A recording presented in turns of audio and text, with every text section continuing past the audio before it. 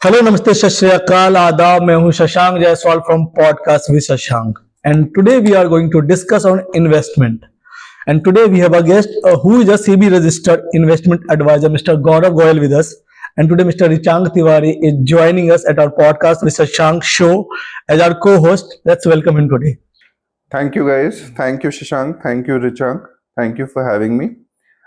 I hope आज के discussion के बाद बहुत कुछ सीखने को मिलेगा, सबको सीखने को मिलेगा और साथ में मुझे भी बहुत कुछ। सर, सबसे पहले तो मैं आपको कहना चाहूंगा कि पॉडकास्ट में शशांक में आपको कैसा लग रहा है, क्योंकि सबको बहुत अच्छा लगता है जो जिसने भी ज्वाइन किया है। इट फील्स वेरी गुड, बहुत अच्छा लग रहा है आप लोगों के साथ ज्वाइन करके और आई एम श्योर कि हम लोगों का एक्सपीरियंस काफी एनरिचिंग रहेगा। हालांकि ये जो टॉपिक होता है ये थोड़ा सीरियस होता है, फॉर्मल होता है, पर हम इसको फॉर्मल और सीरियस नहीं रखेंगे, हम इसको फन वे में करेंगे ताकि आप लोगों को ये शो बोरिंग सा ना लगे, इंटरेस्टिंग लगे। तो सर, सबसे पहले मैं आपकी जर्नी के बारे में पूछना चाहूंगा कि आपने स्टॉक मार्केट को, इन्वेस्टमेंट को एज अ करियर क्यों चुना?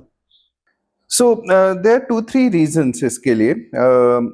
जब मैं अपने स्कूल में पढ़ाई कर रहा था उस समय मेरे फादर जो है स्टॉक्स में इन्वेस्टमेंट्स करते थे, तो कहीं ना कहीं वहां पे थोड़ी बहुत मैं मार्केट्स को ट्रैक करने लगा था एज अ स्टूडेंट इटसेल्फ।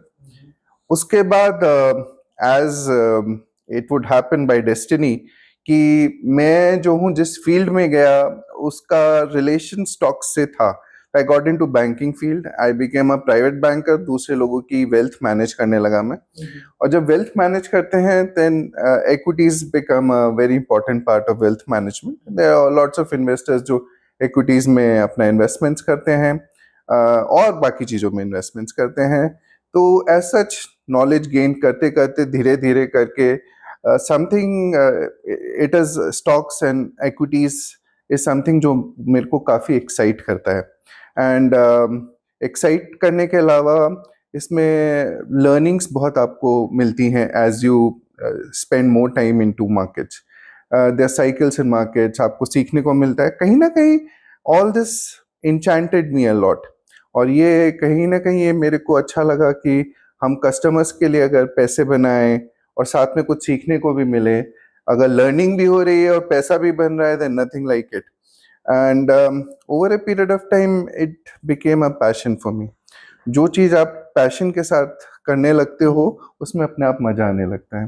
तो जैसे कहते हैं कि अगर सचिन तेंदुलकर गाना गाने लगता अपने करियर में खेलने की बजाय, it would have been a different experience. या लता मंगेशकर जो है क्रिकेट खेलने लगती तो शायद वो कुछ नहीं कर पाती। कहीं ना कहीं कोइंसिडेंटली मेरा शायद मैच हो गया and I got involved into markets and something which I enjoy doing, and it does not look like a work to me anymore. Hence, at some point of time, मैंने banking का जब अपना episode खत्म किया उसके बाद I got into investments full time as a SEBI registered investment advisor. This happened in 2019, and since then I am a full-fledged investment advisor. So, sir, काफ़ी क्या होता है जब आप अपनी जॉब छोड़ के एंटरप्रेन्योरशिप के लिए जाते हैं, तो जब आपने अपना बैंकिंग करियर ख़त्म किया, उसको स्टॉप किया, तब आपने सोचा कि अब मैं इंडिविजुअली काम करेंगे। तब आपके माइंड में रिस्क या फिर एक डाउट था कि पता नहीं क्या होगा, क्योंकि आई थॉट आपका उधर जर्नी एक मतलब एक स्टेबिलिटी थी आपकी, बट उसके बाद क्या था? So you are absolutely right, Richang. मैं सैलरी क्लास में बिलोंग करता था। मैंने 20 साल तक बैंक्स और लार्जली बैंक्स में काम किया है, डिफरेंट इंस्टीट्यूशंस के साथ काम किया है। My father is from a salaried background, तो हमारे मेरी पूरी करियर में या उससे पहले लाइफ में हमारा बेसिकली सैलरीड एक एनवायरनमेंट था। और सडनली जब मैंने 2019 में डिसाइड किया, there are apprehensions, no two ways about it. Apprehensions होते हैं, आपको एक मंथली सैलरी की आदत होती है और आप सडनली आप एक ऐसे फील्ड में जाते हो जहाँ पे आपको पता नहीं है कि आपका कब आएगा, सैलरी आएगा या नहीं आएगा। ऑफ कोर्स एंड आसपास का इकोसिस्टम भी इतना ऑनेस्टली इतना कंड्यूसिव नहीं होता है।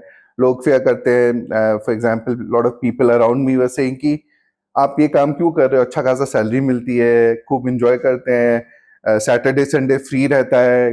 तो बट समथिंग मेरे को ये लगता था अंदर से कि मैं अपना कुछ काम करूं। और कहीं ना कहीं हम लोग जब बैंकिंग या कुछ और करियर में थे, हम लोग के पास फ्रीडम नहीं होती थी काम करने की। हम लोग एक सेट माइंडसेट के हिसाब से हमें ऑपरेट करना पड़ता था।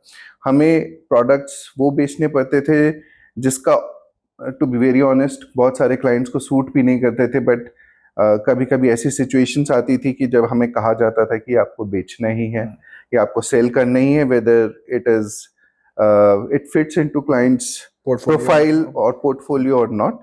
तो ये सब मेरे को पसंद नहीं था। अल्टीमेटली जब मैंने बाद में डिसाइड किया कि I will work the way I want to work, और जब आप ऐसे सिचुएशन में ऑपरेट करते हैं, it gives you lot of creative freedom, और आपको काम करने में अपने आप अच्छा लगने लगता है।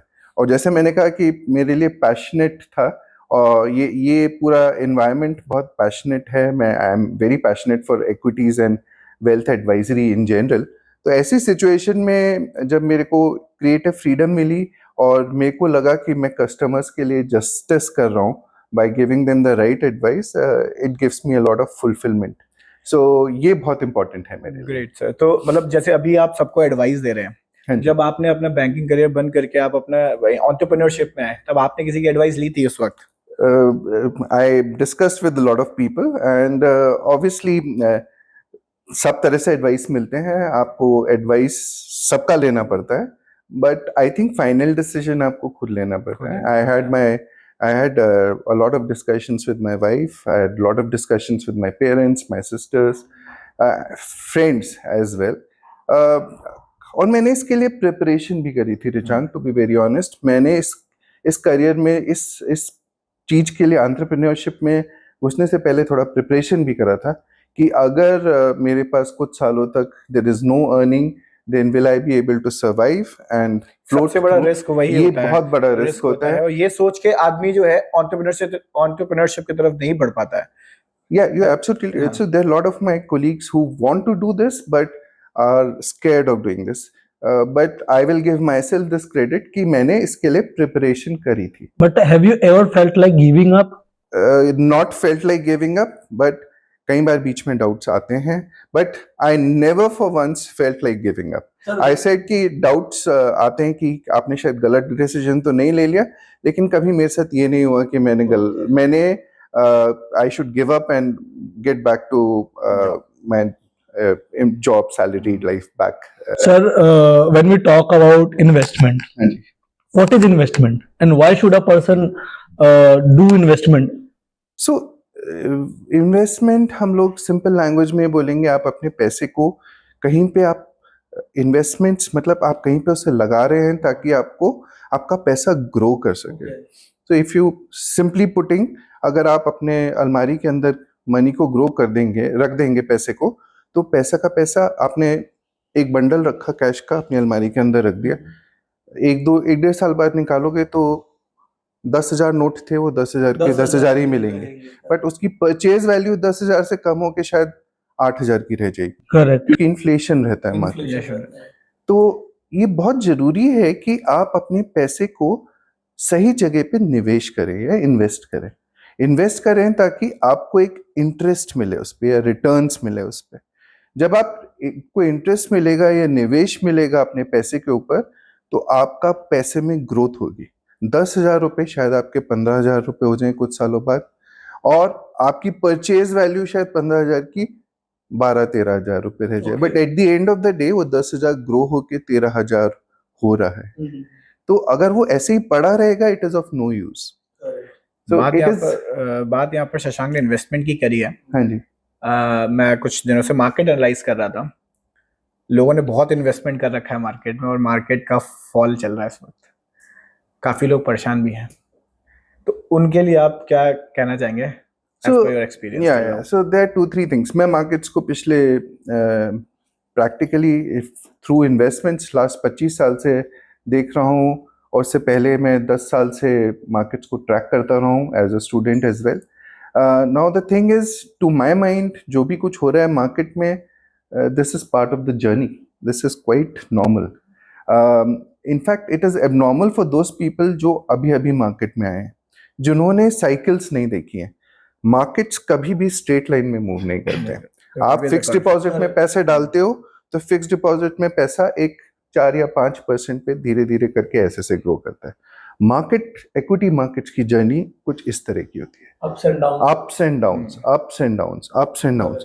एंड अनफॉर्चुनेटली पिछले 3-4 साल में इंडिया में खासकर बहुत सारे लोगों ने इक्विटी मार्केट्स में ज्वाइन किया, बैंडवैगन को ज्वाइन किया है, पर उन्होंने सिर्फ अप साइकिल देखी है, स्पेशली आफ्टर कोविड में, कोविड के बाद there was a fall and since then market has been going up and up and up and up. It's not going down. हाँ, सो प्रैक्टिकली इट्स मतलब एक तरह से ऊपर की जर्नी रही है। अगर करेक्शंस आई भी तो बहुत ना के बराबर Okay. करेक्शंस आए। So I can tell you Nifty was at 7,511 after Covid, Okay. Immediately after Covid, और आज वो अभी कुछ एक डेढ़ महीना पहले 26,200 के लेवल पे पहुंच गया था। सो आप ये सोच सकते हैं 7,000 से 26,000 की जर्नी, Exponentially growth. ये एक्सपोनेंशियल ग्रोथ हुई थी। और इस बीच में हम लोगों ने फॉल्स देखे ही नहीं है मार्केट में। So we are still in the bullish phase, but क्या है कि ये नॉर्मल बिहेवियर है। अब जो है ये जो एक्सपोनेंशियल ग्रोथ हो रही थी, शायद इसका टाइम मेरे ख्याल से खत्म हो गया है। So markets will give you normal It returns. will go down or it will remain same. So we don't really know. Market में कोई कभी ये नहीं कह सकता है, नोबडी इज अ सूटसेयर, और जो बोलता है कि मैं 1 महीने बाद क्या होगा, 2 महीने बाद, 1 साल बाद क्या होगा, वो सिर्फ एक इंटेलिजेंट गेस मार रहा है। मैं भी इंटेलिजेंट गेस मार सकता हूँ, आप भी कर सकते हो, आप भी कर सकते हो, बट वो स्टिल इट्स अ गेस। आप अगर कसिनो में जाओगे तो आप वहां पे ही कह सकते हो कि आज मैं जीत के आऊंगा, आज मेरा दिल कह रहा है कि आज मैं जीत के आऊंगा, but you never know what would be the end result. As luck would have it, you might win. As luck would have it, you might not win. So same is the case with markets. अगर आप छोटे time frame पे जाओगे, 1 महीना, 2 महीना, 6 महीना, 1 साल, nobody can predict. But the probability of predictability improves जब आपका टाइम फ्रेम बढ़ता जाता है। And history gives us an example कि आपका टाइम फ्रेम अगर बढ़ता जाएगा इन्वेस्टमेंट का 5 साल, 10 साल, 15 साल, देन यू विल रियलाइज कि आपके एवरेज रिटर्न्स करीब 15% के आसपास मार्केट ने दिए हैं। So chances of you going wrong in equity markets over a long period of time is very very small. So we should. But short term में 6 महीना, 1 साल, nobody knows. You might lose as much as you might gain. Okay. So it's like a gamble. That's आप- how market is. अगर आप मुझसे कल पूछोगे कि कल क्या होगा मार्केट में, मैं कहूंगा I don't know. I'll fold my hands and say I don't know. Sir, what is safe investment plan then? There is nothing like a safe investment plan in equity markets. Safe investment plan आपका is more safe in fixed deposits and fixed income. SIP? SIP is also not safe. It is ultimately an investment into equity markets. Equity markets are never safe. तो अगर कोई ये कहे कि मेरे को 100% security अपना पैसे का चाहिए और मेरे को कोई रिस्क नहीं चाहिए और मेरे को 15% रिटर्न चाहिए, it is just not possible. And मैं आपके ऑडियंस को ये बताना चाहूंगा, there are lot of operators in the market जो ये प्रॉमिस करके चलते हैं कि आपको 15% रिटर्न मिल जाएगा और आपका 0 रिस्क रहेगा। This is one of the biggest fraud in the market. This is scam. This is scam. ऐसा हो ही नहीं सकता। No one can give you guarantee. No one can give you. अगर कोई गारंटी दे रहा है, he is doing something wrong. And मैंने अपने करियर में बहुत कुछ देखा है, लोग इक्विटी इन्वेस्टमेंट्स को फिक्स डिपॉजिट की तरह बोल के बेच देते हैं। इंश्योरेंस प्लान्स, यूलिप्स जो होते हैं, उनको बेचते हैं कि ये फिक्स डिपॉजिट से बहुत बढ़िया रिटर्न मिल जाएगा, but it is not like this. And इसीलिए इन्वेस्टर्स को जागरूक होने की बहुत जरूरत है, उनको समझने की जरूरत है कि हाई रिस्क के साथ हाई रिटर्न्स आते हैं, लो रिस्क के साथ लो रिटर्न्स आते हैं। Even FD from from an institution, fix deposit from an institution, जहाँ पे इंस्टीट्यूशन की क्रेडिबिलिटी का पता नहीं कब वो बंद हो जाए, वो भी सेफ नहीं है। But at the end of the day कुछ चीजों में रिस्क ज्यादा होता है, कुछ चीजों में रिस्क कम होता है। इक्विटी मार्केट्स में इनहेरेंट रिस्क होता है, उसको कैसे कम किया जाता है to get higher returns is something that you have to understand. और ऐसा भी नहीं है कि अगर आपके पास 100 के 100 रुपए हैं वो सारे के सारे इक्विटी मार्केट्स में डाल देना चाहिए, या 100 के 100 रुपए हैं आपको वो फिक्स डिपॉजिट में डाल देना चाहिए, तब आपका पैसा ग्रो नहीं करेगा क्योंकि उसमें रिटर्न्स कम होते हैं। तो ये फाइनेंशियल प्लानिंग का पार्ट होता है जिसको सारे दर्शकों को बहुत अच्छी तरह समझने की जरूरत है। और तो मेरा एक क्वेश्चन है यहाँ पर, हाँ जी, मतलब एज पर योर एक्सपीरियंस, जो इन्वेस्टर्स होते हैं वो अपनी इन्वेस्टमेंट में क्या कॉमन मिस्टेक्स करते हैं जिससे जिसको उन्हें कैसे बचाया जा सकता है उस चीज से? so there are a lot of common mistakes, Richank. It's again a very good question, and I will tell you what people do. अभी इक्विटी निफ्टी जो है 26,000 पे लेवल पे पहुंचा था। मैंने आपको बताया ये जर्नी 8,000 से 7,000, 7,500 से 26,000 पे पहुंच गई। ऐसी सिचुएशन में क्या हुआ, बहुत सारे लोग मार्केट्स में जंप करने लगे, जिनको मालूम भी नहीं था इक्विटी मार्केट्स के बारे में, वो जंप करने लग गए। पान वाले से बात करो तो वो मेरा प्लम्बर आके मुझसे बोलता है कि सर आप इक्विटी मार्केट्स में एडवाइस करते हो और मेरे को बताओ, मैं अपने पैसे जो हैं 2,000 रुपये महीने के बचाता हूँ और मैं ऐसे इक्विटी मार्केट, ऐसे नहीं इन्वेस्टमेंट किया जाता है। आपको पहले समझना होता है कि रिस्क क्या अटैच्ड होता है। और अनफॉर्चुनेटली जब आप आ भी जाते हो तो सबसे बड़ी मिस्टेक ये होती है कि जब 26,000 पे मार्केट पहुंच जाता है या मार्केट जब एक्सपेंसिव हो जाता है तो सबसे बड़ा फैक्टर होता है ग्रीड का। आदमी को लगता है कि ये कभी खत्म ही नहीं होगा। Grid. So on the top there is greed and at the bottom there is fear. Greed and fear. Okay. So greed and fear is a very pertinent part of investing. जब ऊपर लेवल पे होते हैं, grid होती है, तब लोगों को लालच होता है कि मैं और कैसे कमा सकता हूँ और कैसे कमा सकता हूँ। ये 20% का रिटर्न मिल रहा है या 25% का रिटर्न मिल रहा है तो ये चलता रहेगा, एंडलेसली चलता रहेगा। और जब मार्केट गिरने लगता है तब फियर ग्रिप आ जाता है। जब वो फियर आता है तो जब अच्छा टाइम भी आता है मार्केट में डालने के लिए, जैसे कोविड के समय 7,511 markets was falling everywhere, valuations बहुत अट्रैक्टिव हो गए थे, बट किसी के अंदर हिम्मत नहीं हो रही थी कि हम इस पे डालें, क्योंकि सब फियर के ग्रिप में थे। उनको लगता था अब 7,000 पे पहुंच गया, अब 5,000 पे आ जाएगा, मार्केट खत्म हो जाएगा, दुनिया खत्म हो जाएगी, पता नहीं क्या होगा। जब अच्छा टाइम इन्वेस्टमेंट का आता है, निवेश का आता है, तो लोग इन्वेस्ट नहीं करते हैं फियर की वजह से। आप ये खुद सोचो कि एक क्वालिटी कंपनी है, for example I am just giving hypothetical example, HDFC bank है। देयर वाज अ टाइम जब एचडीएफसी बैंक बहुत हाई वैल्यूएशन पे रहता था, सब लोग खरीदना चाहते थे लेकिन वो बहुत हाई प्राइस पे रहता था। फिर कोविड के बाद से वो लो प्राइस पे रहने लगा, क्वालिटी और फंडामेंटल्स में सच कोई प्रॉब्लम नहीं है। और अब जब वो गिर रहा था कोई खरीद ही नहीं रहा था उस पर, क्योंकि सब लोग को फियर था। अब आप कम पैसे में ज्यादा क्वांटिटी खरीद सकते हो अगर वो उसका प्राइस गिरा हुआ है। नेचुरली है, आलू है या प्याज है, जब आप 1 किलो खरीदते हो 50 रुपए में और जब वो 30 रुपए पे आ जाएगा तो आप 50 रुपए में ज्यादा आलू की क्वांटिटी खरीद सकते हो। इसी तरह शेयर्स में भी आप जो है स्टॉक्स ज्यादा क्वांटिटी खरीद सकते हो, कम वैल्यू पे अच्छी क्वालिटी का स्टॉक खरीद सकते हो। लेकिन अनफॉर्चुनेटली उस समय फियर इतना ज्यादा ग्रिप कर जाता है लोगों को, और there is so much of noise and clutter in the market. कोई टीवी पे आके ये बोल रहा है कि अब मार्केट और नीचे गिरेगा, कल ये हो जाएगा, परसों वो हो जाएगा, यहाँ पे वॉर चल रहा है, इंडिया के फंडामेंटल्स हिल गए हैं और अचानक चेंज आ गई है, सुनामी आ गई है, मार्केट में सब कुछ गिरे जा रहा है, अभी बेच दो।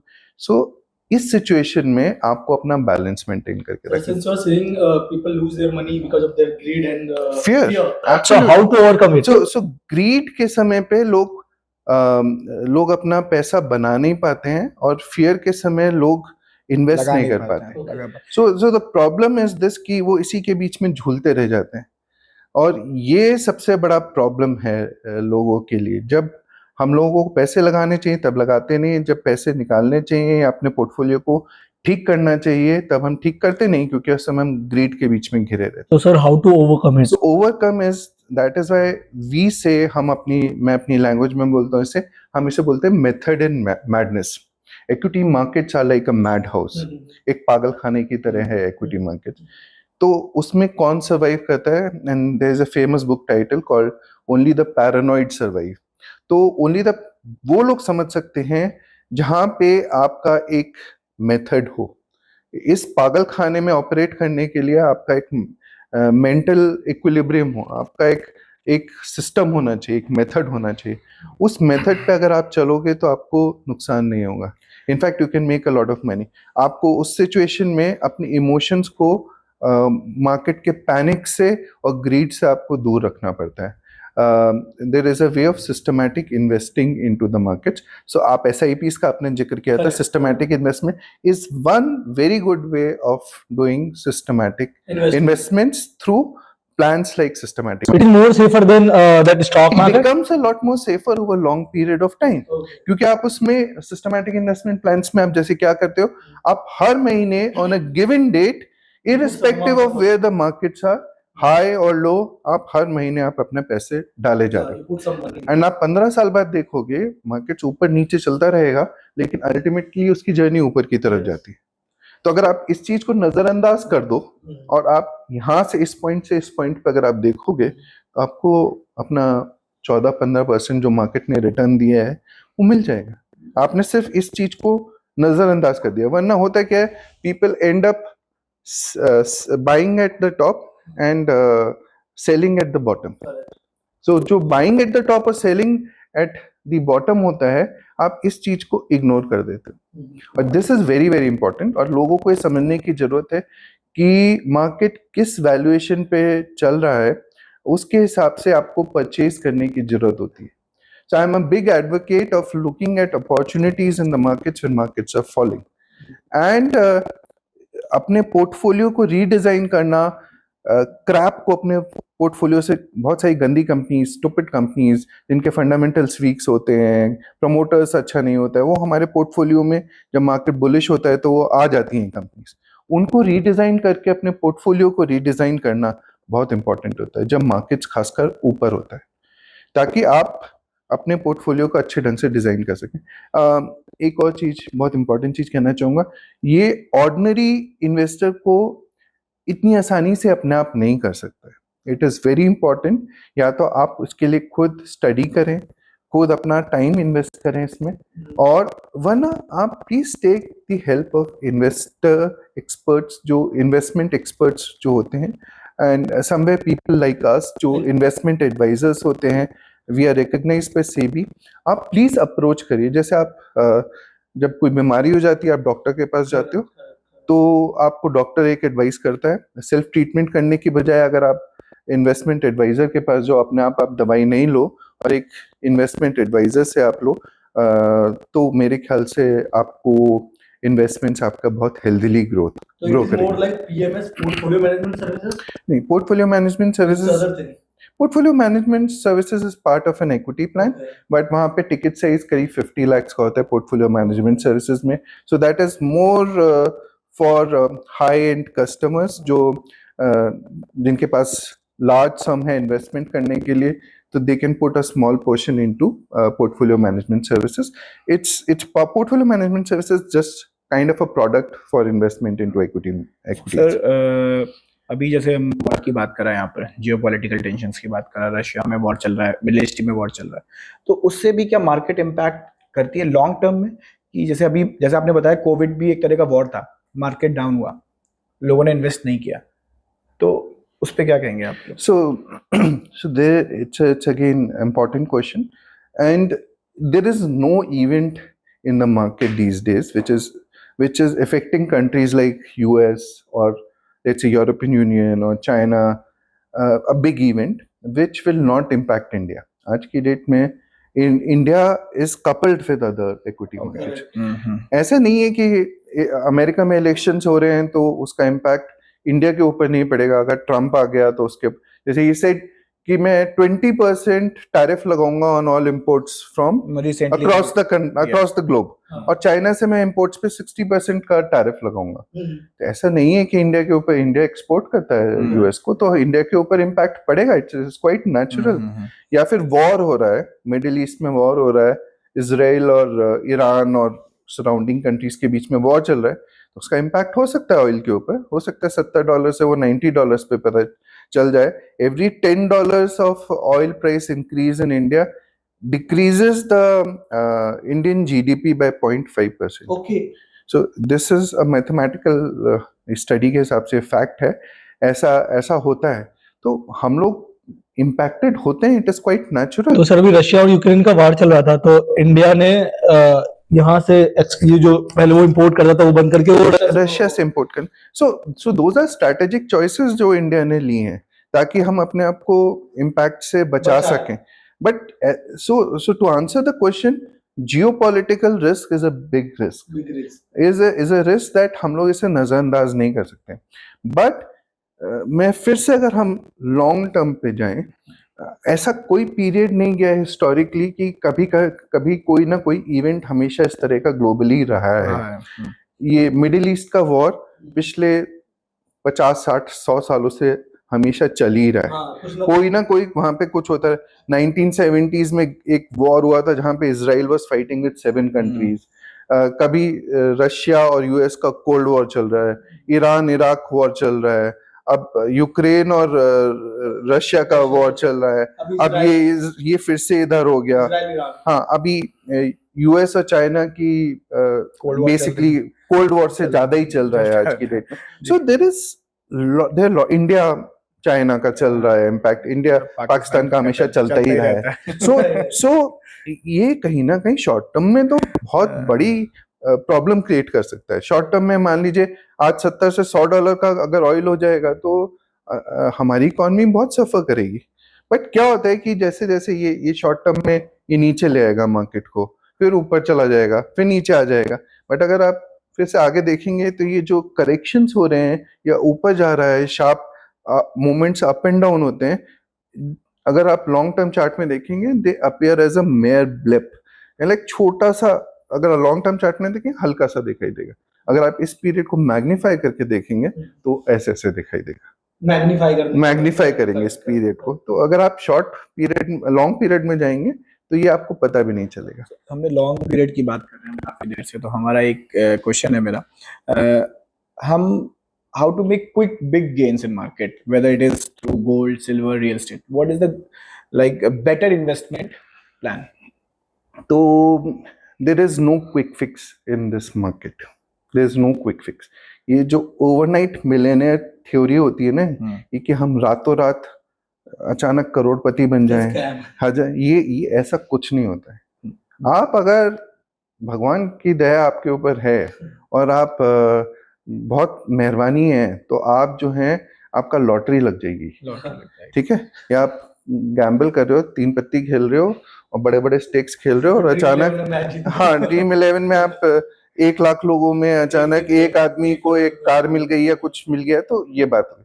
बट वो 99 लाख 99 जो भी है, 1 लाख में 99,999 लोग जो हैं वो इसमें क्वालिफाई नहीं करते. तो आपको लगता है कि आप इतने लकी हो कि 1/1 लाख लोगों में से आप इतने लकी हो तो आप शायद कुछ भी कर सकते हो जिंदगी में. आप तो मैंने टर्म एक पढ़ा, अंबानी बन जाओगे फिर आप.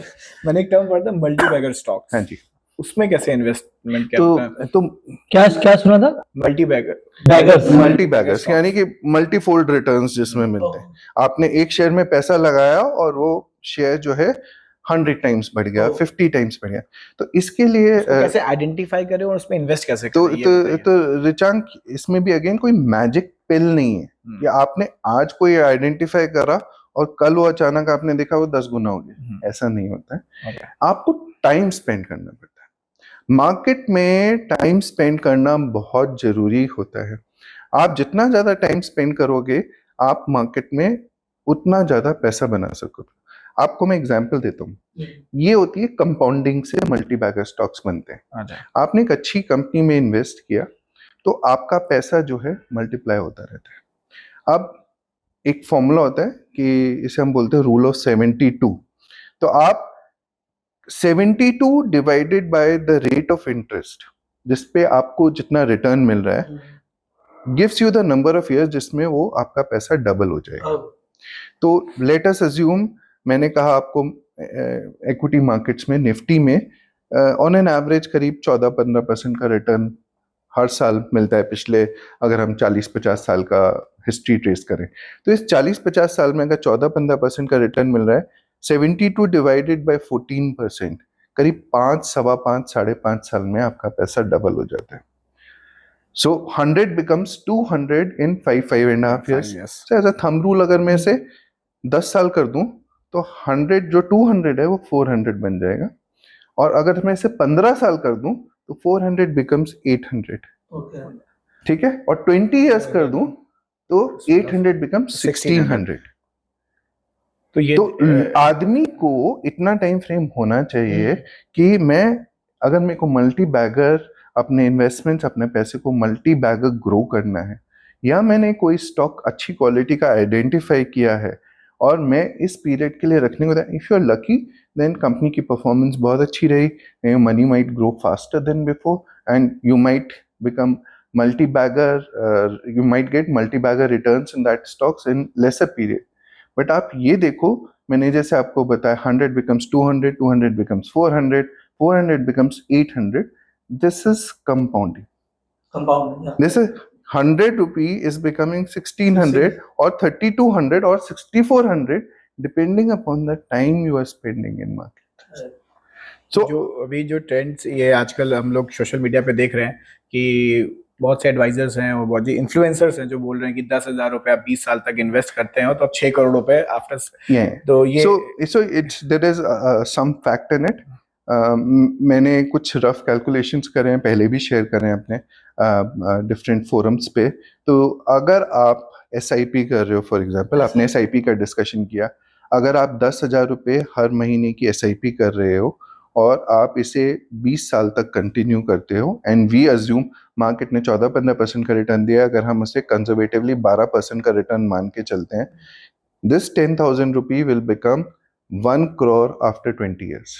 1 crore after 10,000 for 20 years will become 1 crore in 20 years. after 20 years. After 20 years. Okay. After 20 years. और अगर इसी 10,000 रुपये को इसका वेरिएशन है, अगर आप 10,000 आपकी लेट अस अज्यूम इनकम आपकी 10% हर साल बढ़ती है फॉर नेक्स्ट 20 इयर्स, तो आप अपना SIP का इन्वेस्टमेंट भी हर साल 10% बढ़ाते जाते हो, तो 10,000 रुपया विल बिकम 11,000 रुपये इन्वेस्टमेंट नेक्स्ट ईयर।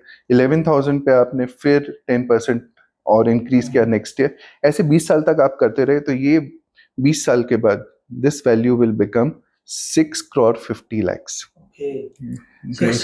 सिक्स, तो ये अनबिलीवेबल सा लगता है बट इट इज ट्रू।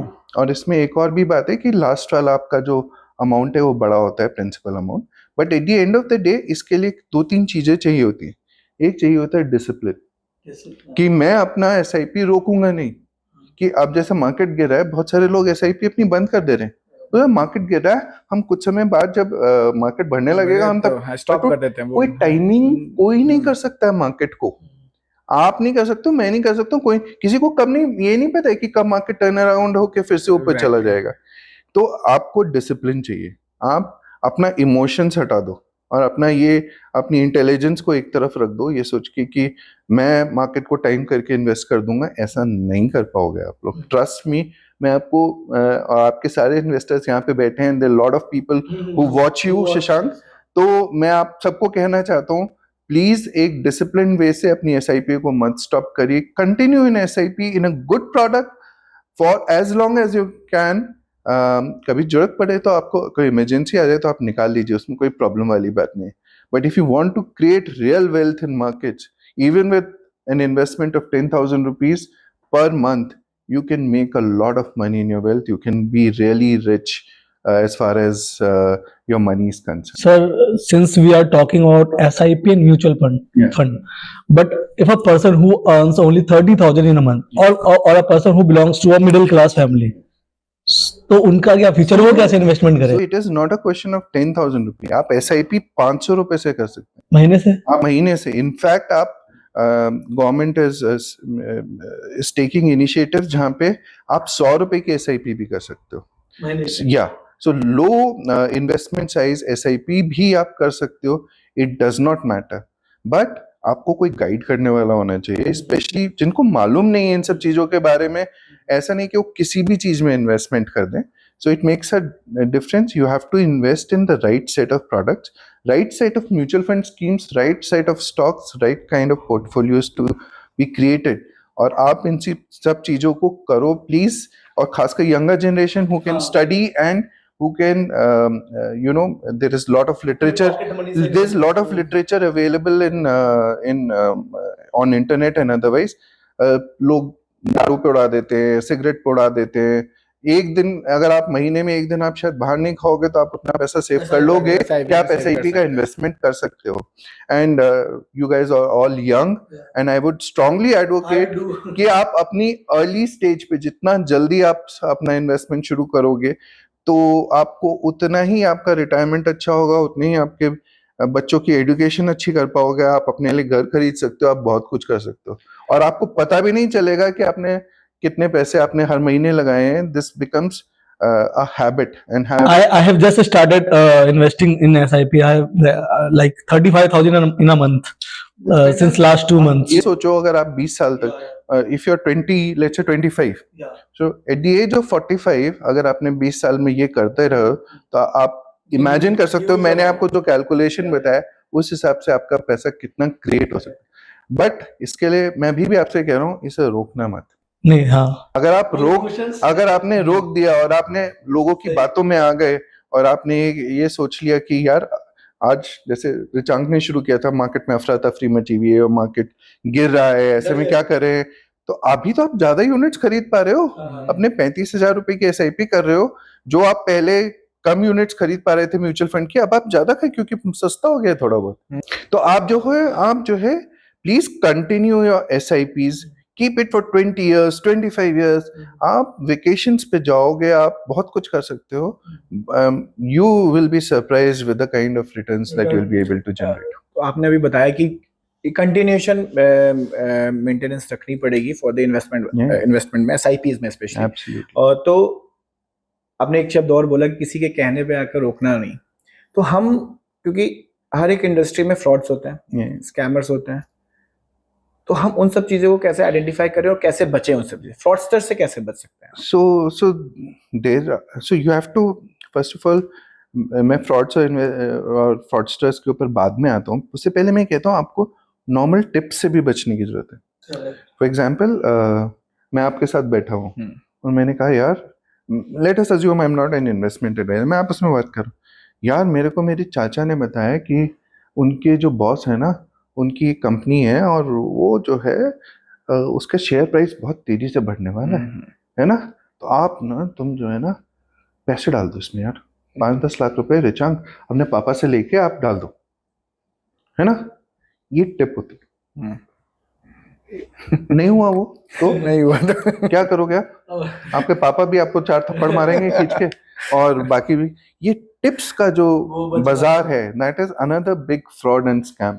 खास करके रील्स पे जो आजकल इतने ज्यादा टिप्स, हर कोई इन्वेस्टर बन गया है, हर कोई एडवाइस दे रहा है. सरप्राइज है जाओगी जो दे रहे हैं ना, कल आएंगे फिर से रील पे आएंगे और बोलेंगे कि ये वाला शेयर बेच दो, और परसों आके फिर से बोलेंगे खरीद लो. So actually as I said these are all guesses. ये सब गेस वर्क है, शॉर्ट टर्म में किसी को नहीं मालूम है. अच्छी से अच्छी आप कंपनी उठा के देख लो, इंटरनेशनल कंपनीज उठा के देख लो, मैंने इंटरनेशनल एक्सपोजर भी रहा है. तो मैं आपको ये बता दूं, किसी को नहीं मालूम है कि कल कौन सी कंपनी कल के बाजार में, मार्केट में उसका क्या होगा. बट आप 20 साल बाद शायद अच्छी कंपनी के लिए ये कह सकते हो कि उसका क्या, अगर आपने स्टडी कर रखी है, उसके फंडामेंटल्स पढ़े हैं, उसकी बैलेंस शीट पढ़ी है, उसके प्रॉफिट एंड लॉस स्टेटमेंट देखा है, उनका विजन देखा है, प्रमोटर कैसा है, क्या है, उनकी सेल्स देखी है, उनका प्रोजेक्शंस देखे हैं, सिस्टम को पढ़ा है, एनवायरनमेंट को पढ़ा है, तो आप अज्यूम करके चल सकते हो कि that company will grow many folds over a long period of time. But उसका शेयर प्राइस कल भी फिर भी गिर सकता है, परसों उठ भी सकता है, उससे अगले दिन फिर से गिर सकता है. तो आपको ये राइड करनी पड़ेगी, आपको ये राइड करनी पड़ेगी जर्नी उसके साथ 20 साल तक, तब आपका पैसा बनेगा. तो ये पैसा बनाना is not easy in life. पैसे बनाने के लिए आपको बहुत बोरिंग लाइफ जीनी पड़ती है कई बार. कि ये लोग तो, जो लोग आपके पास टीवी पे आके आपके फ्रेंड, जो लोग एडवाइस दे रहे हैं, उनके लिए तो वो तो आपको बहुत थ्रिल दे रहे हैं, एक्साइटमेंट दे रहे हैं. आज आप खरीदो, कल बेच दो, इंट्राडे कर लो, फ्यूचर्स ऑप्शंस ले लो, ये कर लो. बट आपका नेट पैसा कितना बन रहा है उसमें? You will most often than not, SEBI की स्टडी भी कहती है फ्यूचर्स एंड ऑप्शंस में 93% of people who invest in futures and options or do intraday trading lose money in money. Exactly. And people have bad experiences. वो कहते हैं equity market तो बेकार जगह है, यहाँ पे पैसे नहीं बनते, यहाँ तो फिंगर्स बर्न हो जाती हैं, यहाँ पे क्यों है? सो अगर आप मेथोडिकली इन्वेस्ट नहीं करोगे, there is no method in madness, आपकी फिंगर्स बर्न करेंगी ही, 100% करेंगे, 99.99% करेंगे, अनलेस आप बहुत ही डेस्टिनी आपके फेवर में है, देन इट इज अनदर। जहां तक फ्रॉडस्टर्स स्कैमस्टर्स का सवाल है, आपको थोड़ी अपना दिमाग खोल के मार्केट में ऑपरेट करना पड़ेगा। अगर आप प्लेन से जंप कर रहे हो और आपके पास अपने दिमाग का पैराशूट नहीं खोलोगे तो इन्वेस्टमेंट जर्नी में आपका नुकसान ही नुकसान होगा। कोई अगर आपको कह रहा है कि मैं आपको 20-25% रिटर्न दूंगा और आप मेरे पास लगा दो, 20-25% बहुत होता है और कोई रिस्क नहीं है, तो आप ये समझ जाओ आपका एंटेना खड़ा हो जाना चाहिए और ये कि कुछ गड़बड़ है। अंडरस्टूड। जिस दिन आप ये समझ जाओगे कि कोई आपको अनरियलिस्टिक प्रोमिसेस कर रहा है और उसको डिस्टिंक्शन ये देनी है, मार्केट से बहुत डिफरेंट कुछ बोल रहा है, तो कुछ ना कुछ गड़बड़ है।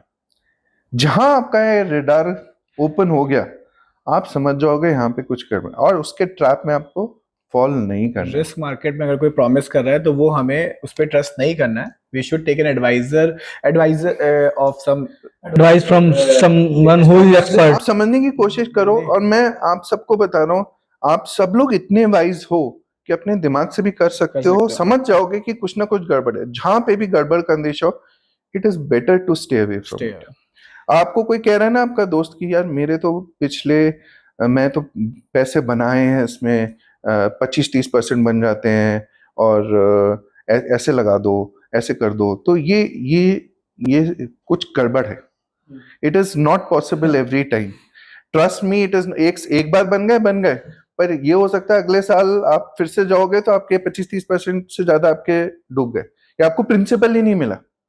सो I know of lot of companies जो इस चक्कर में, आपने बहुत सारी नेटवर्किंग कंपनीज के बारे में सुना होगा, जो पिरामिड लेवल पे इन्वेस्टिंग करती हैं, और वो आपसे कहेंगे कि ये करो, वो करो, हर महीने ऐसे करो, बट वो जो है सबसे बड़े फ्रॉडस्टर होते हैं, सबसे बड़े वो स्कैमस्टर्स होते हैं। तो आप जो है प्लीज इन सब चीजों से बचिए।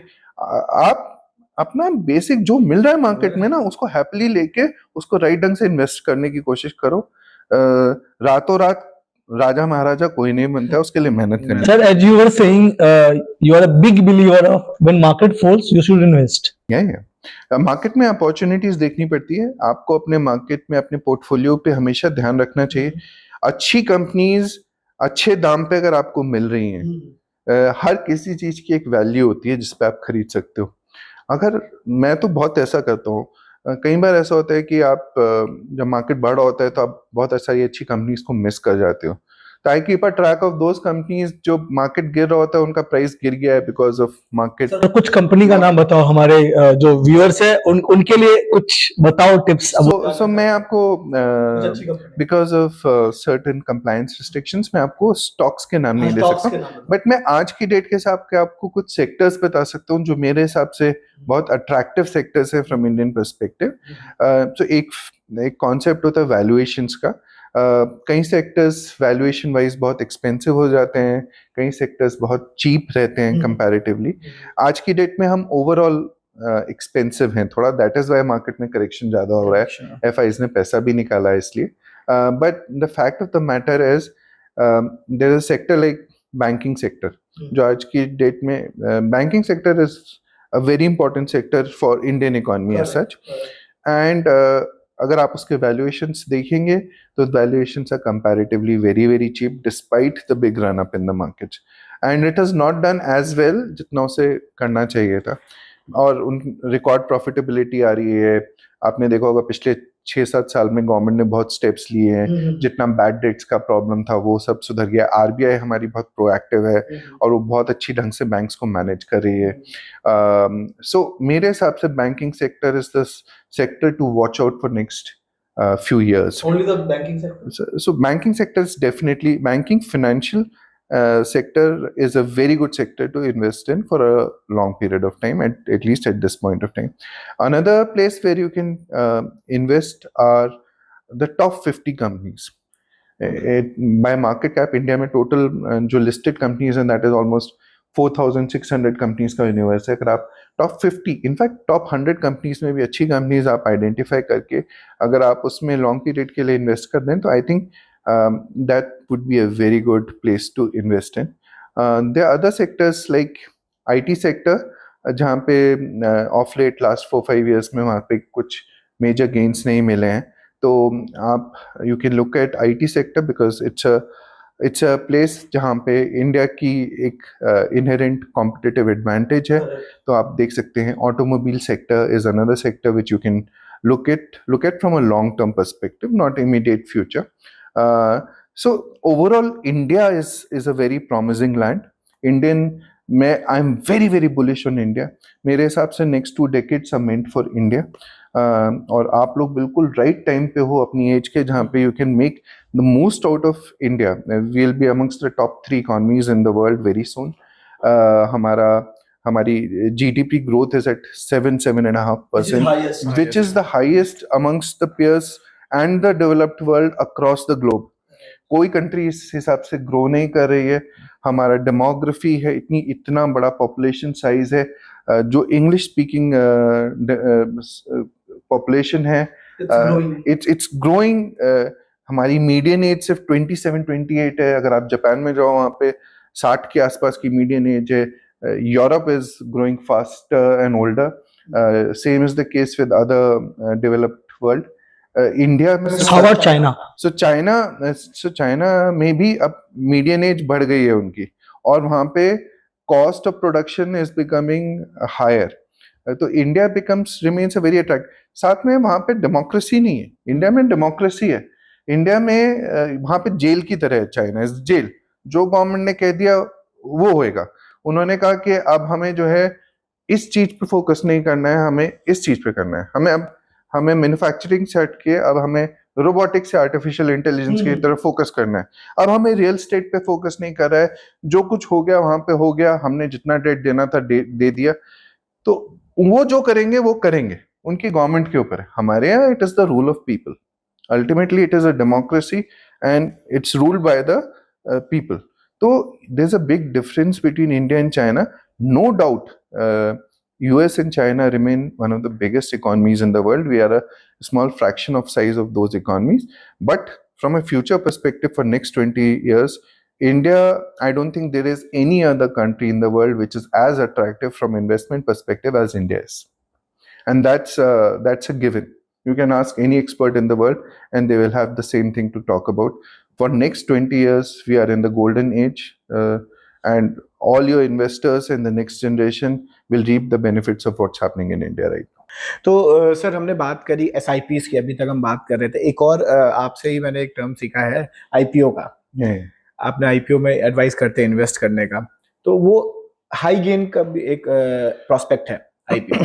तो वो थोड़ा सा उस पे so IPOs का मतलब होता है जब कंपनीज जो हैं बाजार में पैसा रेस करने के लिए जाती हैं और आम निवेशकों से, रिटेल और इंस्टीट्यूशन से पैसे रेस करती है वो। तो ऐसे में अपॉर्चुनिटी मिलती है हम जैसे इन्वेस्टर्स को, रिटेल इन्वेस्टर्स को एक IPO में पैसा, इनिशियल पब्लिक ऑफर बोलते हैं बाय द वे IPO को। तो हम रिटेल इन्वेस्टर्स को मौका मिलता है कि हम इन पैसों, इन कंपनीज में इन्वेस्ट करके उनके शेयर्स खरीद सकें। तो IPO आजकल एक बज़वर्ड बना हुआ है, बट मैं इन्वेस्टर्स को एक सलाह दूंगा कि जब आप IPO में पैसे लगाते हैं तो बिना कुछ सोचे समझे आप IPOs में पैसे मत लगाइए, या किसी की कही सुनी बातों पे मत जाके ना लगाएं, अपना थोड़ा सा दिमाग लगाएं। और यहाँ पे हर कंपनी जो IPO के लिए आ रही है, कोई जरूरी नहीं कि वो अच्छी कंपनी है। तो आपको डिफरेंशिएट करना बहुत जरूरी है कि कौन सी अच्छी कंपनी है और कौन सी अच्छी कंपनी नहीं है जिसके हम स्टॉक्स खरीद के पैसे लें। आजकल मैं देखता हूँ IPO की एक फ्रेंजी हो गई है कि जिसे देखो वो कहता है अरे ये कंपनी बड़ी अच्छी है, उसका अच्छे फंडामेंटल्स कुछ भी नहीं हो। 12 एम्प्लॉय की कंपनी, कुछ 50 करोड़ रुपए रेस करना है उनको, 50,000 करोड़ रुपए मार्केट में मिल रहे हैं। So there is practically a scam going on in some of the IPO companies. Not everything. We have a regulator which is keeping a track of it, but there are some companies which are trying to befool the system and बेवकूफ़ बना के सभी investors का race करना चाह रहे हैं। तो ऐसी सिचुएशन में इन्वेस्टर्स का नुकसान हो सकता है, इसलिए आप प्लीज़ ध्यान दें, प्लीज़ समझने की कोशिश करें कंपनी कैसी है, उसका प्रमोटर कैसा है, उसके फंडामेंटल्स कैसे हैं। तो इन सब चीज़ों को सिर्फ आंखें बंद करके don't be blind while investing in IPOs is my take. Great sir. So एक मेरे माइंड में एक सवाल है, like you advise lot of people in the investment portfolios, है ना, तो उसमें एक रिस्क मैनेजमेंट होता है, तो उसको आप कैसे देखते हैं, मतलब how you manage your clients? जैसे कि अभी आपने बताया मार्केट फॉल है, मार्केट में अफरा तफरी, आपने अपने क्लाइंट्स का पैसा लगा रखा है, आपके ऊपर क्वेश्चंस आते होंगे ना, बैकफायर्स आते होंगे, how do you manage that and what is risk management in that? So there are 2-3 things. I think इससे ज़्यादा रेलेवेंट कोई क्वेश्चन नहीं है। तो मैं आपको सबसे पहले ये बताना चाहता हूँ कि as I said, blindly investment नहीं करना चाहिए, there should be method to madness. इसी कड़ी में मैं आपको ये बताना चाहूँगा, हर इन्वेस्टर डिफरेंट होता है। आप एज एन इन्वेस्टर डिफरेंट हो from what I am, and I am different from what he is. तो अगर हर कोई जैसे लेजेंडरी इन्वेस्टर्स रहे हैं, राकेश झुनझुनवाला रहे हैं, या आपने वॉरेन बफेट का नाम सुना होगा, सो वो सब इन्वेस्टर्स रहे हैं, हर कोई उन्होंने वेल्थ क्रिएट करी है, बट हर कोई उनका स्टाइल कॉपी करके वेल्दी नहीं बन सकता है। हर एक की अपनी रिस्क टेकिंग एबिलिटी होती है। रिस्क कौन कितना ले सकता है, कौन कितना पैनिकी हो सकता है। मार्केट जब 50, मैंने देखा हुआ है मार्केट एक साल में 57% गिरा हुआ है, 2008 की बात करो। जब मार्केट ऐसे में गिर रहा है तो आप किस तरह से रिएक्ट कर रहे हो, ये बहुत इंपॉर्टेंट होता है। तो this is called aptitude towards risk. आपका रिस्क लेने की क्षमता कितनी होती है, और आपका बिहेवियर टुवर्ड्स या एटीट्यूड टुवर्ड्स रिस्क कैसा होता है। तो ऐसी सिचुएशन में आपको अपना रिस्क पहचानना बहुत जरूरी होता है। हम एज इन्वेस्टमेंट एडवाइजर्स, हम लोग we do a lot of exercises to ascertain risk of investors की रिस्क टेकिंग एबिलिटी इन्वेस्टर के अंदर कितनी है, हम उसके लिए क्वेश्चनेयर करते हैं। तो हम लोग एक क्वेश्चनेयर उनको देते हैं, उनको हाइपोथेटिकल सिचुएशंस में लेके जाते हैं, और उसके हिसाब से ये मालूम करने की कोशिश करते हैं कि अग्रेसिव कस्टमर है, ज़्यादा रिस्क ले सकता है फॉर हायर रिटर्न्स, या कंजर्वेटिव इन्वेस्टर है wherein he cannot take more risk so in that case he will take less risk and we should be happy with lower returns. और ऐसे बीच में बैलेंस कस्टमर्स आते हैं, their growth customers and so on. तो ये जानना as an investor बहुत ज़रूरी है। मैं आपसे मान लीजिए कहूँ कि आपने अपने 1 लाख रुपए लगा दिए, आपने हाइपोथेटिकली आपने 1 लाख, आपकी नेटवर्थ आपकी 2 लाख रुपए, और आपने 1 लाख रुपए शेयर्स में लगा दिए, और उसकी वैल्यू अचानक 50,000 रुपए रह जाएगा, तो आपका रिएक्शन क्या होगा? आप पैनिक होके आप कहोगे यार ये क्या हो गया, तो आप शायद 50,000 पे बेच दोगे। बट आप हो सकता है ये क्या करेगा, मैं इससे पूछूंगा तो रिचांक विल से कि 50,000 पे हो गया, इस समय मैं 50,000 रुपए और लगा रहा हूँ, मे बी। हाँ, सो आई एम सेइंग कि उसने 50,000 1 लाख रुपए लगाए, तो बिहेवियर इज डिफरेंट, राइट? ऐसे हर इन्वेस्टर का बिहेवियर डिफरेंट होता है, और जो पोर्टफोलियो बनता है इन्वेस्टर्स का वो उसी हिसाब से बनाया जाता है कि कितना रिस्क है, उस हिसाब से किया जाता है। अगर मैं आपका सारे के सारे पैसे इक्विटीज में लगा दूं इस हिसाब से, तो आप तो मार्केट गिर गया तो आप तो पागल हो जाओगे बिल्कुल आप। तो इसीलिए हम लोग एक उसमें डिसाइड करते हैं, जब हम लोग रिस्क गेज कर लेते हैं कि कितना रिस्क ले सकता है, तो उसी हिसाब से हम एसेट एलोकेशन करते हैं। इतना परसेंट आपका इक्विटी में रहेगा, इतना परसेंट आपका फिक्स्ड इनकम में रहेगा, राइट? अगर आप ज़्यादा कम रिस्क ले सकते हो तो आपका इक्विटीज में पैसा कम जाएगा और आपका फिक्स्ड इनकम में ज़्यादा जाएगा। इसी तरह से अगर आप ज़्यादा रिस्क ले सकते हो तो ज़्यादा आपका हाई रिस्क एसेट्स में जाएगा और कम पैसा आपका लो रिस्क एसेट्स में जाएगा। तो इस पूरी एक्सरसाइज को एसेट एलोकेशन बोलते हैं, और ये एक्सरसाइज करनी बहुत जरूरी होती है। हम अपने इन्वेस्टर्स के साथ हमेशा एक्सरसाइज करते हैं टू अंडरस्टैंड कितना रिस्क लिया जाता है, उनको लगातार इस जर्नी में हैंड होल्ड किया जाता है, ब्रीफ किया जाता है, और ये बहुत जरूरी है समझना। ये अगर आप ये नहीं समझ रहे हैं तो आप हमेशा पछताएंगे इक्विटी मार्केट्स में या अपनी वेल्थ में। या तो आप पैसे ज़्यादा नहीं कमाओगे, या फिर आप अगर जितना रिस्क ले सकते हो उस हिसाब से नहीं कमा रहे हो, या फिर अगर आपने ज़्यादा रिस्क लेके आपने इन्वेस्ट कर दिया और आप ले नहीं सकते हो तो आप पैसे गवाओगे। So it is very important to तो सर अंडरस्टैंड दिस। हमारे मतलब जो हमारे व्यूअर्स हैं उनके लिए ये है कि लोग दो चीजें, एक म्यूचुअल फंड होता है, एक स्टॉक मार्केट होता है, तो इन दोनों को आप कैसे एनालाइज करते हैं, मतलब how do you analyse them so to हम सजेस्ट देम कि किस में इन्वेस्ट करें? सो जब हम पोर्टफोलियो बनाते हैं किसी का, मान लीजिए आपके टोटल वेल्थ आपकी 100 रुपए, तो हम लोग जब रिस्क, मान लीजिए आप बैलेंस कस्टमर है, उसमें 50% आपका पैसा हाई रिस्क इन्वेस्टमेंट में, 50% लो रिस्क इन्वेस्टमेंट में। तो 50% जो हम लोग लो रिस्क में लगा रहे हैं उसको हम डिफरेंट इन्वेस्टमेंट ऑप्शंस में लगाते हैं। और ये इसलिए लगाते हैं क्योंकि एक ही सारे के सारे पैसे एक ही तरह के प्रोडक्ट में नहीं लगाना चाहिए, क्योंकि अगर किसी वजह से वो प्रोडक्ट ने अच्छा काम नहीं किया तो आपका पोर्टफोलियो सफ़र करेगा। तो इस प्रोसेस को डिवर्सिफिकेशन बोला जाता है। कभी हम लोग डिटेल में इसके बारे में और बात करेंगे। और बाकी 50% अगर हमने आपका इक्विटीज़ में लगाया है तो हम उसे mix of equities and stocks में लगाते हैं।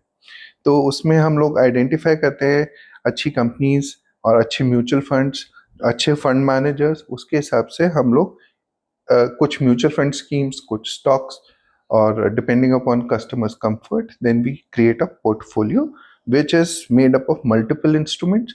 उसमें हम बहुत ज़्यादा ओवर डिवर्सिफिकेशन नहीं करते हैं, अंडर डिवर्सिफिकेशन नहीं करते हैं। एक बीच की स्टेज पे आके हम लोग एक ऑप्टिमल पोर्टफोलियो बनाते हैं। तो सर आज के टाइम पे इन्वेस्टमेंट की अगर बात करते हैं तो पब्लिक जो है क्रिप्टो करेंसी और रियल एस्टेट में भी इन्वेस्ट करने को बहुत ही रिकमेंड करती है, रियल एस्टेट तो खासकर, क्योंकि उसका पर्सनल एक्सपीरियंस मुझे भी है। सो रियल स्टेट इनएविटेबली हर एक के पोर्टफोलियो में रहता है। हर एक ने मोटा मोटा रियल स्टेट इज इन्वेस्ट किया है। एंड इंडिया में रियल स्टेट में अच्छे खासे गेन्स भी मिले हैं। तो we done some study wherein we have seen that there is approximately 11% average kind of a return on real estate that people have got over a long period of time. Real estate मेरे हिसाब से हर एक के portfolio का part होना चाहिए। But मैंने ऐसे बहुत सारे पोर्टफोलियोज जहाँ पे देखे हैं, यहाँ पे लोगों को पता भी नहीं है पर उनका 100 रुपए में से 90 रुपए रियल स्टेट में लगा हुआ। So, which is to my mind is not correct. There have to be investments into real estate. There has to be investment into gold, silver, precious metals. There has to be investment into equities. There has to be investment into fixed income instruments like savings, fixed deposit. So, in a nutshell, एक portfolio में ये सब होना चाहिए. I am not a big fan of cryptocurrencies. मेरे हिसाब से cryptocurrencies के पीछे कोई फंडामेंटल बेसिस नहीं है। And it is very important कि मेरे को लगता है कि शायद ये क्रिप्टो करेंसीज आएंगी और जाएंगी, लेकिन blockchain as a concept will be there for a long period of time. So I am not a huge fan of crypto currencies. उसमें आप ये भी देखेंगे वॉलेटिलिटी इज ह्यूज। सो आप पिछले 2-3 साल का अगर आप चार्ट देखेंगे तो 18,000 पे भी आया है, 66,000 पे भी आया है, 72,000 पे भी आया है ऑफ बिटकॉइन। और इस तरह से आता रहता है। And there are government concerns also around crypto currencies because bulk of the countries don't regulate crypto currencies.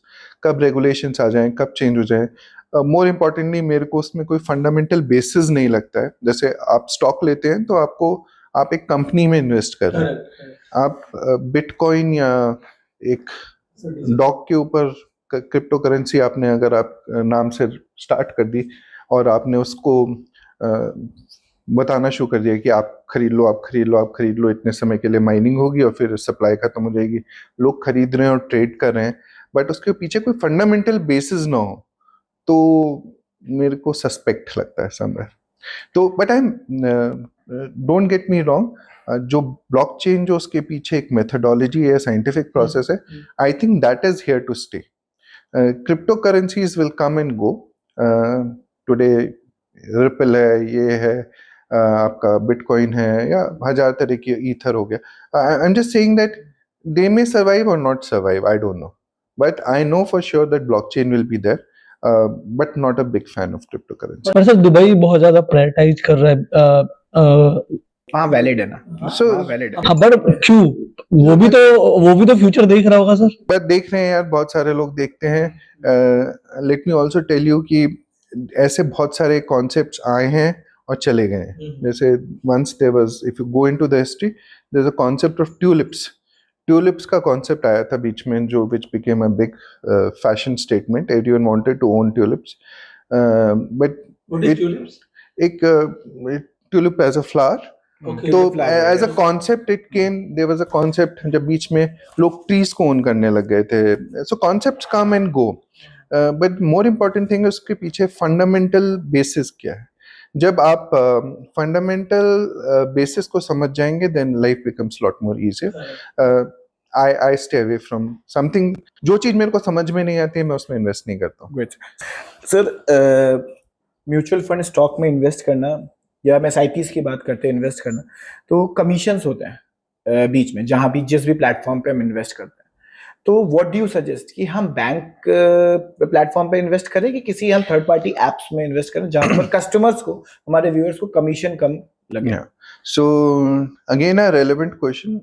I would say पहले आपको, अगर आपके अंदर खुद कैपेबिलिटी है to select the right kind of mutual funds for SIPs, तो there are some low cost platforms like Zerodha, Kite, और ये जीरोधा है, ग्रो है, और इस तरह के आपके लो कॉस्ट प्लेटफॉर्म्स हैं। आप इस पे जाके आप परचेज कर सकते हो एसआईपीज, और आप इन्वेस्ट कर सकते हो। आपकी कमीशंस जो आपको डिस्ट्रीब्यूटर को दी जाती है वहाँ पे, वो खत्म हो जाती है, और आप you earn better returns on your investments.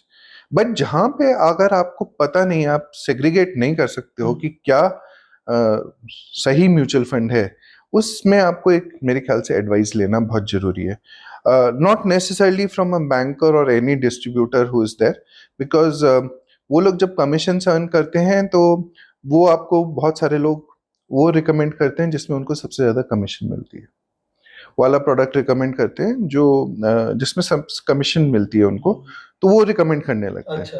तो आप जो है इस चीज़ का ध्यान रखिए कि आप सिलेक्शन राइट म्यूचुअल फंड का कर रहे हैं एसआईपी के लिए, और आप सही जगह से एडवाइस ले रहे हैं, और आप सही प्लेटफॉर्म पे जा रहे हैं, तो आपकी कॉस्ट भी बच जाएगी और आपका selection of right product will be there.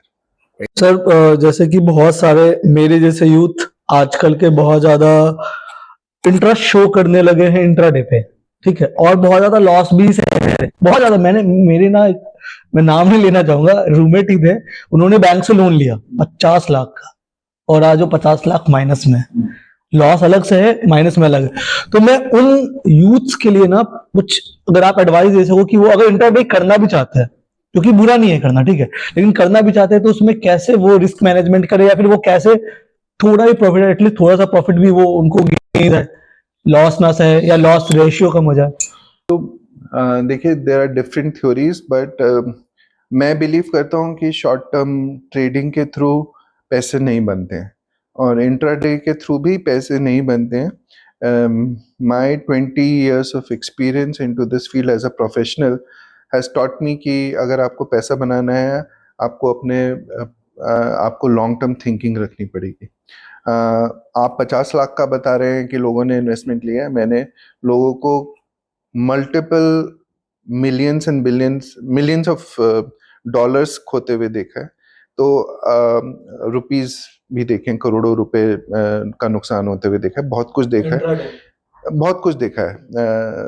I don't want to get into numbers, but I just want to tell you कि पैसे उस तरह से नहीं, वेल्थ क्रिएट नहीं होती, उससे वेल्थ सिर्फ डिस्ट्रक्ट होती है। तो इंट्राडे नहीं करना चाहिए। My suggestion to people would be to think of investments from a long term perspective. Short term में इस तरह से मत जाओ, because it is equal in to gambling. मेरे को गिने चुने आज तक पोर्टफोलियोज मिले हैं, and that also from large institutions, जहाँ पे इंट्राडे ट्रेडिंग करके लोगों ने पैसे बनाए। मतलब अगर मैं लोगों के पोर्टफोलियोज देखता हूँ, लोगों का देखता हूँ कि कैसे क्या है, रेयर केसेस में मेरे को इंट्राडे के थ्रू लोगों के इंट्राडे ट्रेडिंग या फ्यूचर्स एंड ऑप्शंस की ट्रेडिंग करके लोगों ने पैसे बनाए हैं। मैंने बहुत ही रेयर पोर्टफोलियोज ऐसे देखे। So I would strongly recommend to youths like you and people like others who are watching us is that please stay away from such short-term gimmicks. These are gimmicks. And अगर आपको अपना पैसा ऐसे ही करना है, आप गैम्बल करो यार, जाके बचपन एंजॉय से- करो। बचपन से हम लोग सीआईडी देखते हुए आए हैं। तो सर ने एक और बात बोली थी कि जब हम फ्रॉडस्टर और टिप्स 20 से 25% का कोई प्रॉमिस करें ना, तो आप वहां पर प्रद्युमन बन जाना, एसीपी प्रद्युमन। कुछ तो गड़बड़ है यार। काला है, तो उस चीज वो से ही है, अगर- दाल में काले। और मैं आपको बता रहा हूँ, शायद थोड़ा सा बोरिंग लगे, लेकिन long term wealth creation, multi beggars जिसे आप बोलते हैं, कंपाउंडिंग इफेक्ट आपको मिलता है। मिलता है, बिल्कुल एंड मिलता आई है। Have seen it. I have last 20 years में, मतलब I can give you number of stocks and examples जहां पे वेल्थ मल्टीप्लाई हुई है। बट आप प्लीज डिसिप्लिन के साथ काम करो and you will not go wrong, I can promise you on that. Auto debit लगा दो बैंक। उस दिन आप भूल जाओ। भूल जाओ। मैंने वही करके रखा है। मैंने तो पता है सर, जितने भी मेरी ट्रांजेक्शन होगी ना, हर एक ट्रांजेक्शन पे 100 रुपीज ऑटो डेबिट, क्योंकि इंसान कब खर्च करता है ऐसे ही पता नहीं चलता है। 100 रुपए हो जाए अपनी लाइफ में आपको अचानक पैसे आ जाते हैं, प्लीज उसको भी वेस्ट मत करो। Invest wisely, invest wisely. With every experience you will become richer. और मैं आपको ये दे रहा हूँ कि मैंने बहुत कुछ एक्सपीरियंस किया अपनी लाइफ में, और आप मेरे एक्सपीरियंस से थोड़ा निचोड़ लेके जल्दी वाइज बनना चाहते हैं, please think long term and you can make tons of money. आप भूल जाओगे कि आपको और कुछ करने की जरूरत है। सो बट प्लीज अपने दिमाग को खुला रखो। तो इस तरह के एडवाइस के लिए सर को फॉलो कर लेना। और आज का ये एपिसोड क्योंकि बहुत लंबा हो चुका है, हमारे पास डिस्कस करने के लिए बहुत सारी चीजें हैं। दूसरे एपिसोड में सर के साथ हम फिर से कर लेंगे। जो भी आपके क्वेश्चन रहेंगे, अगर आप कमेंट में कुछ क्वेश्चन पूछते हो, तो तब तक के लिए इस एपिसोड को यहीं पे खत्म करते हैं। और होप करते हैं कि यार आपको ये वाला एपिसोड जो है देख के सुन के बहुत ही अच्छा लगा होगा, बहुत कुछ सीखने को मिला होगा। तब तक के लिए हम इस शो को यहीं पे एंड करते हैं। देखते रहिए पॉडकास्ट विद शशांक। इस चैनल को लाइक करें, सब्सक्राइब करें और बेल आइकन दबाएं। बेल आइकन दबाने से मैं और अच्छे अच्छे एपिसोड्स बनाता रहूंगा और आपको इसी तरह एंटरटेन और एजुकेट करता रहूंगा। देखते रहिए और इन्वेस्ट करते रहिए गौरव गोयल सर के साथ। Thank you. Thank you.